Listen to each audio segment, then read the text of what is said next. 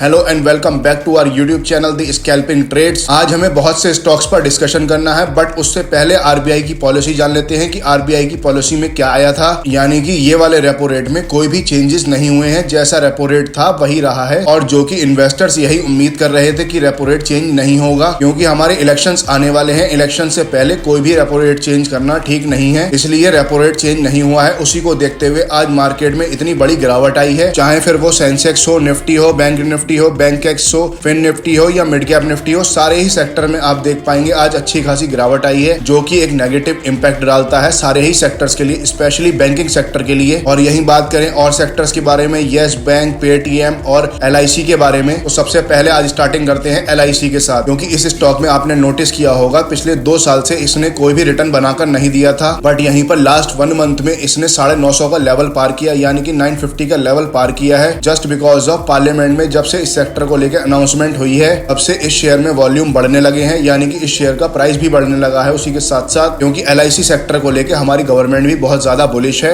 As a investor आप लोगों से मेरा यही सजेशन रहेगा, जिसके पास भी ये शेयर है वो लेकर बैठा रहे। As we know already, government कभी भी पार्लियामेंट में स्टॉक्स की बात नहीं करती थी, और जब से हमारे पीएम ने पार्लियामेंट में अनाउंसमेंट की है पीएसयू सेक्टर से रिलेटेड, एलआईसी से रिलेटेड और सारे ही सोलर सेक्टर से रिलेटेड, से आपने नोटिस किया होगा कि सारे ही शेयर्स, चाहे वो रेलवे सेक्टर से रिलेटेड हो या पीएसयू से रिलेटेड हो या एलआईसी से रिलेटेड हो, सारे ही शेयर्स भागने लगे हैं। यही मैं आपको बता दूं, अगर लास्ट आप कुछ मंथ्स का डेटा उठाकर देखेंगे तो सबसे ज्यादा पैसा बनाया है गवर्नमेंट ने, उसके बाद बनाया है एलआईसी ने। क्योंकि यहाँ पर आप नोटिस कर पा रहे होंगे कि सारे ही सेक्टर्स में एलआईसी ने इन्वेस्ट किया है, चाहे फिर वो प्राइवेट सेक्टर हो या पीएसयू सेक्टर हो या फिर कोई भी गवर्नमेंट सेक्टर हो, सभी सेक्टरों में एलआईसी ने इन्वेस्ट किया हुआ है। और यहीं पर हमारा दूसरा स्टॉक है मैनकाइंड फार्मा। यहाँ पर ब्लॉक डील हुई है, इसीलिए आप नोटिस कर पा रहे होंगे कि शेयर का प्राइस आज 6% यानी कि 6% अप है अपने स्ट्राइक प्राइस से। यहीं पर अगर आज इसके ट्रेड वैल्यू की बात करूं तो 2107 से 2110 के बीच में, यानी कि 2107 रुपए से 2110 रुपए के बीच में 1300 करोड़ शेयर्स इसमें बाय और सेल हुए हैं। यहीं पर ब्लॉक डील की बात करूं तो 1330 करोड़ के शेयर्स प्रमोटर्स को सेल करने थे।